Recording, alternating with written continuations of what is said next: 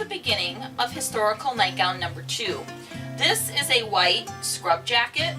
It has some snaps here at the top. It has a nice little scoop neck. It has long sleeves, and then it has like a knit cuff at the bottom. What I'm going to do is I'm going to cut this off under the level of the underarms, and then I'm going to add a skirt onto it. I probably am going to add a little bit of a ruffle around the neck and a little bit of lace or something around the bottom of the cuff, and that's going to give us a historical looking nightgown. Okay, next I'm going to prep the scrub jacket. Basically the same thing. I've got it laid out nice and flat. Here's my underarm seam. I have a snap here and a snap here, so I kind of want to land somewhere just under that. So I'm going to just kind of eyeball this and cut it straight across. Then when I get to the halfway mark, I'm going to flip it, and I'm going to use the front, the first half, as the pattern for the second half. That way I'll end up even.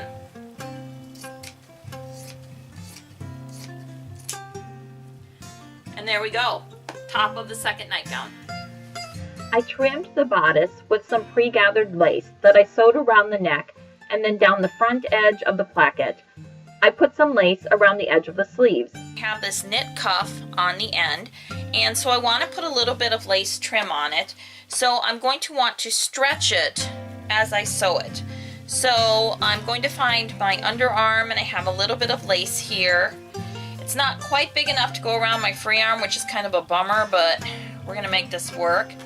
So first what I'm going to do is tack it down so that it's in place.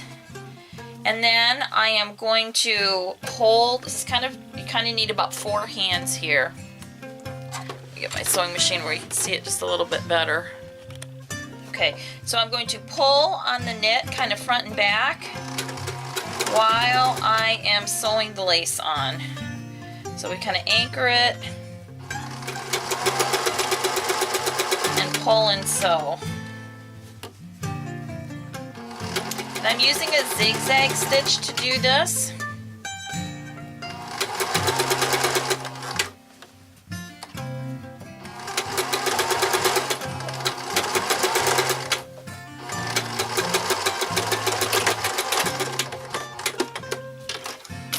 We have a lace ruffle there at the end.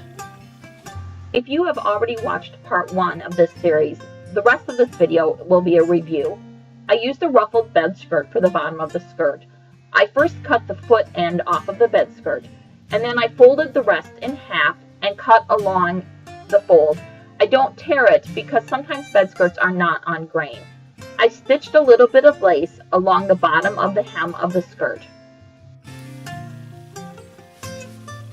So I sewed some lace on the bottom of my bed ruffle, and once again I want to start at the hem end and sew my way up to the top.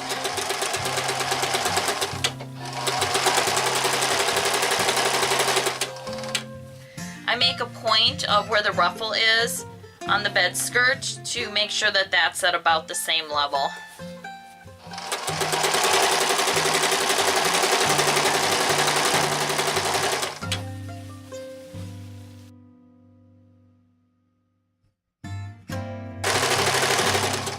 So here you can see the reason that I start at the bottom and work my way up, because my 2 pieces are about a 1/2 inch difference, and I would rather have this difference up at the top where I can hide it in the seam instead of down at the bottom where it's going to show on the hem.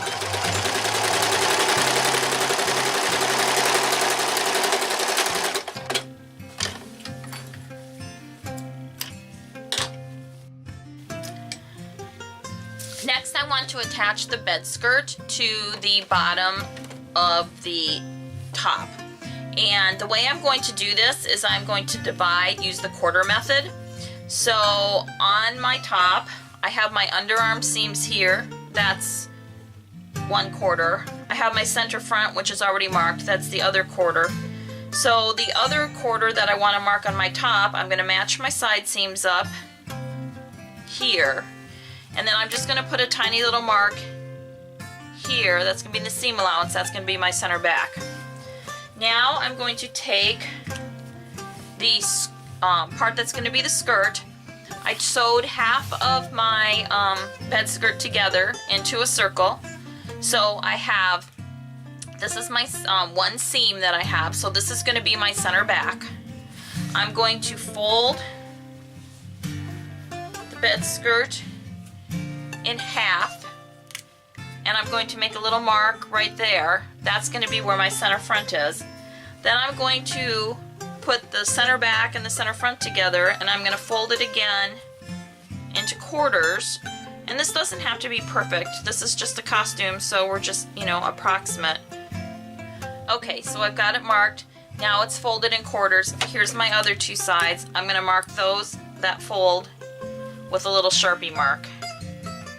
Now I have my skirt divided in quarters and my top divided in quarters, and I'm going to pin these marks together, and then I'm going to pleat the skirt in between. So here we have our center back. This is our right side. We have the center back of the top, and I'm going to put the right sides together, and I'm going to pin them.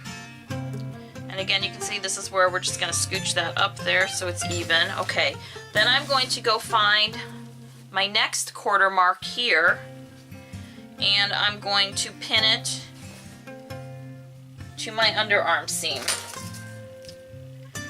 And now I can either squish gather this together if I want to. I can make it in, you know, do more quarters and do it, or I'm just going to pleat this in. So I make a pleat,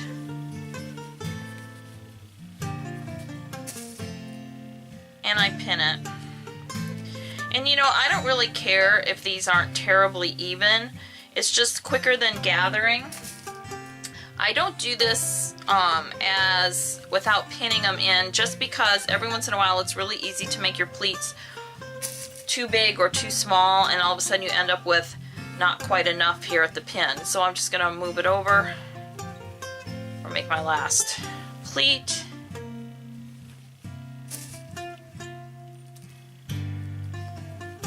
Alright, and so I've pleated the first quarter in. I'm just going to repeat this 3 more times till all the quarters are done, and then I'm going to sew it together. Here the skirt is sewn onto the bodice. You can see I ran an extra row of stitching to help secure the seam together. I do this because I work with a lot of high school students, and a little bit of extra strength where a skirt might be stepped on is helpful. These are different views of the nightgown. I think this was the easiest nightgown to make because the sleeves were already attached to the top. Basically, all I had to do was add a skirt. This is also a very inexpensive nightgown. The top for me was about $1.75, and the skirt was 1/3 of 50 cents. So this is a cheap, quick way to make a historical nightgown. I hope you enjoyed this video, and you can find more information at my blog at www.costumecrazed.me. Thanks for watching.